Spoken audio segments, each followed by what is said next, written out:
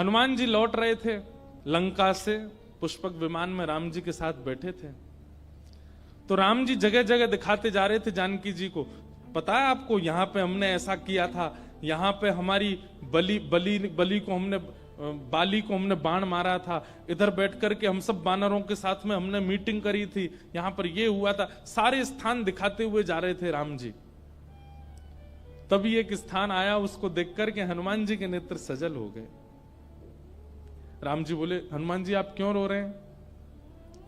हनुमान जी बोले, अब जो नीचे स्थान है ना, ये मेरी जन्मभूमि है, यहाँ मेरा जन्म हुआ है और मैं अपनी मैया अंजनी मैया से बहुत वर्षों से मिला नहीं हूं। मुझे सीता जी में ही अपनी माँ दिखती हैं, पर क्योंकि जन्म स्थान के ऊपर से जा रहे हैं तो मुझे याद आ गई माँ की। राम जी बोले, इसी वक्त यहीं पर ही विमान रोको, नीचे चलो, तुम अपनी माँ से। नहीं नहीं भगवान लेट हो जाएंगे। बोले नहीं, कोई देरी नहीं, हम भी मिलेंगे, हमारे हनुमान जी की माता जी का हम भी दर्शन करेंगे। हनुमान जी बोले, आप मिलेंगे मैया से? बोले हाँ मिलेंगे, चलो।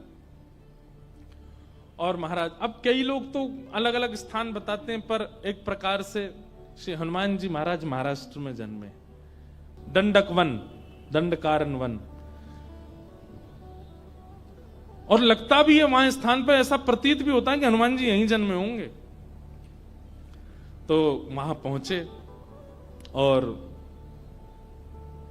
सीता जी, राम जी, सब लोग गए तो देखा एक पर्वत के ऊपर नेत्र बंद करके बैठी अंजनी मैया। नेत्र खोल करके जैसे ही देखा तो सामने राम जी, जानकी जी, लक्ष्मण जी, सब बानरों की सेना और श्री हनुमान जी महाराज आ रहे हैं। अंजनी मैया के नेत्र सजल हो गए, दंडवत प्रणाम किया। बोले वाह, ऐसा पुत्र पूरे विश्व की मैयाओं को मिले जो साक्षात भगवान को लेकर के आवे। हनुमान जी को हृदय से लगा करके मैया बड़ी प्रसन्न हो गई। अरे मेरे लाल, अरे मेरे सुत, खूब पुचकारने लगी। वो प्रेम देख करके सबके नेत्र सजल हो गए। कितना प्रेम कर, हनुमान जी इतने बलवान हैं, लेकिन मैया को देख करके बालवत हो गए, छोटे से लाला बन गए। जैसे एक लाला अपनी माँ के वक्ष पर ऐसे सिर रगड़ता है और माँ के गोद में बैठ जाता है, माँ के ऊपर चढ़ जाता है, ऐसे हनुमान जी चढ़ गए अपनी मैया के ऊपर। और ये श्री अंजनी मैया एक बालवत जैसे लाला को प्रेम करती हैं, ऐसे हनुमान जी को हृदय से लगा के खूब पुचकार रही हैं। हनुमान जी के नेत्र सजल हो गए, राम जी के नेत्र सजल हो गए देख करके अंजनी मैया के इस प्रेम को। अब मैया बोली, लाला चल अब उतरो, देखो ठाकुर जी आए, कुछ सामग्री बनाऊं, कुछ पधराऊं इनको। सामग्री सिद्ध की अंजनी मैया ने, राम जी को अपने हाथ से भोजन पवाया। हनुमान जी आज इतने प्रसन्न हैं कि मेरी जन्मभूमि पर राम जी आए हैं। देखो हनुमान जी का एक गुण देखा आपने, हनुमान जी ने जिद नहीं की राम जी से कि मेरे घर चलो, राम जी खुद गए। यही होना चाहिए एक भक्त का स्वरूप, अपने गुरु से, अपने आचार्य की, उनकी इच्छा है जहां वहां चलो, अपनी इच्छा से नहीं। अंजनी मैया ने प्रसाद आदि के बाद पूछा, कैसा रहा आपकी लंका में जो युद्ध, उसकी चर्चा तो बहुत सुनी, पर आप लोग खुद अपने मुख से बताइए कि वहां कैसा क्या रहा।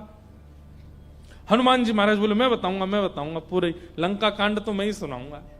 सुंदर कांड से सुनाना शुरू किया हनुमान जी ने। बोले ऐसे ऐसे भगवान ने कहा पता करके आओ, और मैया मैं उड़ करके गया और जाकर के मैंने वहां पर फिर लंका जला दी, सीता जी से मिल के आए, फिर हम वापस आए, राम जी से आकर के हमने निवेदन किया, पूरी बानर सेना लेके फिर हमने सेतु बनाया, सेतु बना करके वहां गए, वहां पर लक्ष्मण भैया को शक्ति लग गई, तो फिर मैं हिमालय पर जाके पर्वत लेके आया, अंजनी संजीवनी बूटी दी गई, आदि आदि पूरी कथा सुनाने लगे। सब तो प्रसन्न, लेकिन अंजनी मैया बिल्कुल प्रसन्न नहीं थी। सीता जी ने कहा, मां, श्री हनुमान जी के इस ऐश्वर्य को सुनकर के आपको प्रसन्नता नहीं हुई? अंजनी मैया बोली, मुझे बिल्कुल प्रसन्नता नहीं है, बल्कि मुझे तो संशय हो रहा है हनुमान के ऊपर। बोले क्यों? बोले हनुमान के होते हुए भी राम जी को इतना परिश्रम क्यों करना पड़ा? ये मेरा पुत्र हनुमान है, इसकी परवरिश ऐसी हुई है, इसका लालन पालन ऐसा हुआ है कि ये अकेला चाहे तो अपने एक बाम पाद प्रहार से पूरी लंका को रसातल में भेज सकता था।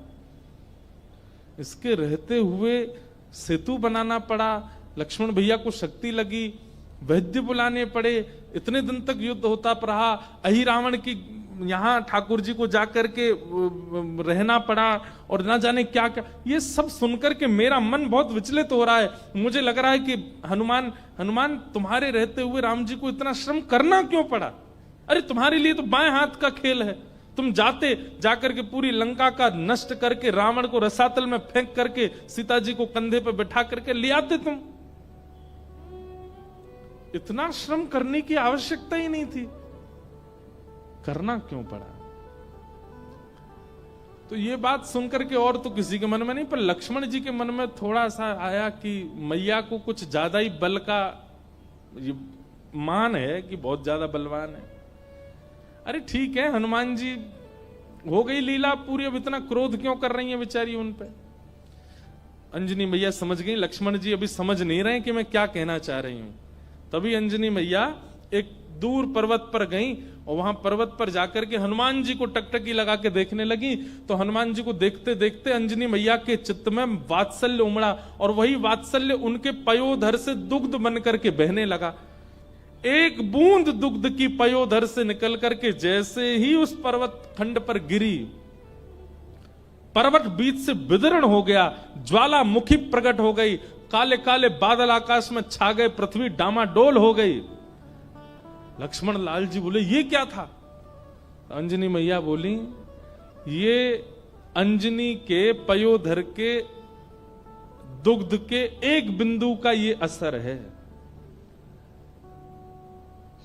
जिस बिंदु को पृथ्वी और ये पर्वत नहीं सहन कर पाते, उस बिंदु उस दुग्ध में पला बड़ा है हनुमान। उसको अपने गर्भ में धारण किया हनुमान ने। अंजनी के दूध को गर्भ में धारण करने की सामर्थ्य किसी की नहीं है। जीवन पर्यंत विवाहिता होते हुए भी, बालक होते हुए भी ब्रह्मचारिणी है अंजनी मैया। उनके दुग्ध को पिया है हनुमान ने, और उसके रहते हुए, इतना बलवंत होते हुए भी ये सब करना पड़ा। तब अंत में राम जी उठे, बोले मैया आप हनुमान जी के बल पर किसी को संशय नहीं है, किसी को शक नहीं है, पर हनुमान जी में एक गुण है क्या कि वे अपने बल को अपना नहीं मानते, वो मेरा मानते। वे चाहे तो जाकर के रावण को मार सकते थे, लेकिन वहां भी चिंतन कर रहे थे राम की आज्ञा नहीं है मुझे। वे चाहते तो पूरी लंका को जला नहीं, रसातल में फेंक देते, उठा करके उखाड़ करके। हनुमान जी महाराज ने, एक कथा आती है कि रावण की सेना में चिरंजीवी सेना भी थी रावण की, मतलब उनको कोई मार ही नहीं सकता, उन्होंने अमृत पिया रखा था, वो मरेंगे ही नहीं, चाहे उनको सुदर्शन चक्र काट दे, चाहे उनको गदा से मार दिया जाए, उनकी मृत्यु नहीं हो सकती। जब वे अजर अमर योद्धा लड़ने के लिए हनुमान जी से आए तो हनुमान जी बोले क्या करें, ये मरने वाले तो है नहीं। तो हनुमान जी ने अपनी पूंछ पर लपेट करके इतनी वेग से उनको आकाश के ऊपर भेजा कि जहां गुरुत्वाकर्षण, पृथ्वी का गुरुत्वाकर्षण होता है ना, कोई भी चीज ऊपर फेंको नीचे गिरती है, तो कुछ समय बाद गुरुत्वाकर्षण खत्म हो जाता है।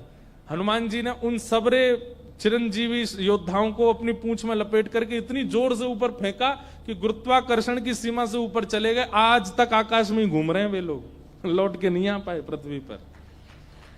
तो श्री हनुमान जी महाराज के बल में किसी को संशय नहीं है, पर राम जी कहते हैं तब प्रताप रघुनाथ, वो अपने प्रत्येक बल को मेरा प्रताप मानते हैं। मेरी आज्ञा नहीं थी रावण को मारने की, मेरी आज्ञा नहीं थी लंका को रसातल में फेंकने की। अगर आज्ञा होती तो ये सब करने की आवश्यकता नहीं थी। अकेला हनुमान जाकर के सब क्रिया कर सकता था, लेकिन आप सौभाग्यशाली हैं मैया, आपका लाला इतना बलवंत, इतना बुद्धिवंत, इतना योग्य होते हुए भी मेरे अधीन रहता है, अपने योग्यता को नहीं मानता। तब अंजनी मैया प्रसन्न हुई, हनुमान जी को हृदय से लगाया। ऐसे श्री हनुमान जी महाराज हैं,